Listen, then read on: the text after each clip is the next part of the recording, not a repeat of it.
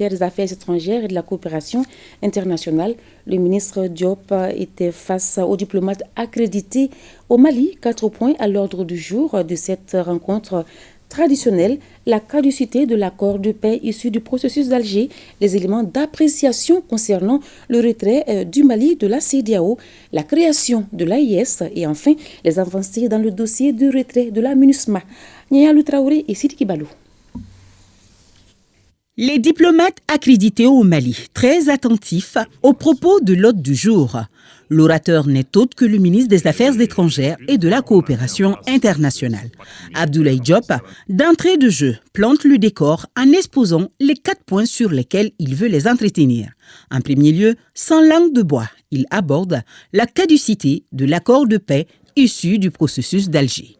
De notre point de vue, il ne s'agit même pas de parler d'une dénonciation, parce qu'il y avait déjà un processus de pourrissement qui était enclenché depuis un moment, parce que depuis plus d'1 an, vous vous êtes rendu compte, certains groupes signataires ont décidé depuis 1 an de ne pas s'associer au processus, en tout cas de quitter la table de discussion.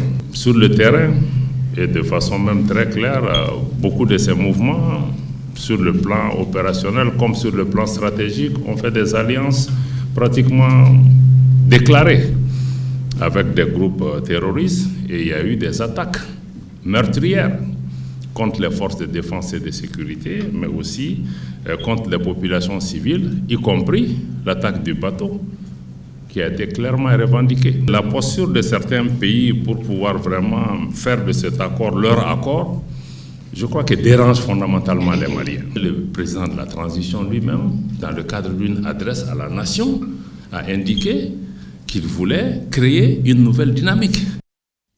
En second lieu, le retrait du Mali de la CEDEAO.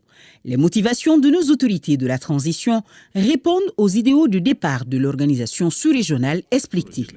Selon lui, le panafricanisme et l'intégration des peuples ont été foulés aux pieds.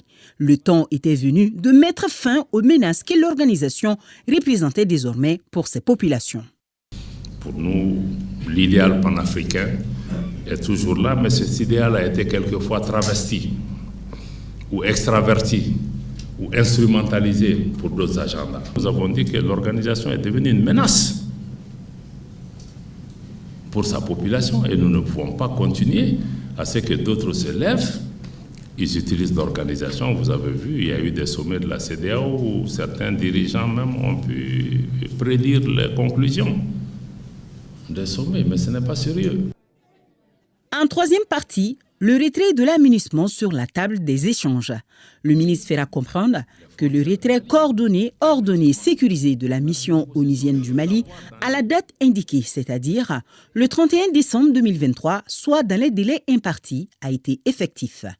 Il reste seulement la phase de liquidation d'une petite unité toujours active, dira-t-il, avant d'ajouter que l'État assumera toute sa responsabilité vis-à-vis de cette entité, là où le besoin sera dans la mesure du faisable. Enfin, autre point évoqué par le ministre Diop, la mise en place de l'Alliance des États du Sahel. Il a d'abord rappelé le cadre dans lequel l'AES a été créée. Puis, il a défini la volonté des chefs d'État des 3 pays à mettre sur pied cette alliance. Développement et renforcement militaire, ainsi que l'intégration économique des États membres, précisera le ministre. C'est la collusion de l'organisation ou de certains dirigeants de l'organisation avec des puissances extérieures pour agresser un pays. À partir de ce moment, nous sommes tous en insécurité. C'est pourquoi le Mali, le Burkina, on s'est levé. Si vous attaquez le Niger, vous nous attaquez aussi. Parce que c'était évident que ce n'était pas la démocratie qui était en question. La démocratie est violée dans tous les pays. Tout le monde s'assoit et regarde tous les jours. Tout ça nous a amené un peu à comprendre que ces organisations ne sont plus sous notre contrôle à nous. À partir de cet instant, je ne peux pas donner le pouvoir à quelqu'un et que cette personne utilise ce pouvoir comme une arme contre moi. Je ne peux pas déposer mon argent dans une banque centrale et que cette banque centrale devienne un instrument pour me punir. Mais il y a un problème. En retour à l'exposé succinct du ministre Diop, c'est le vice-doyen du corps diplomatique au Mali qui a pris la parole. Ahmad Abdulrahman de saluer le leadership de nos autorités et de réaffirmer tout l'attachement des pays amis aux défis du moment. Il a aussi retourné au ministre les bons vœux de l'an présentés en début de séance par l'hôte du jour.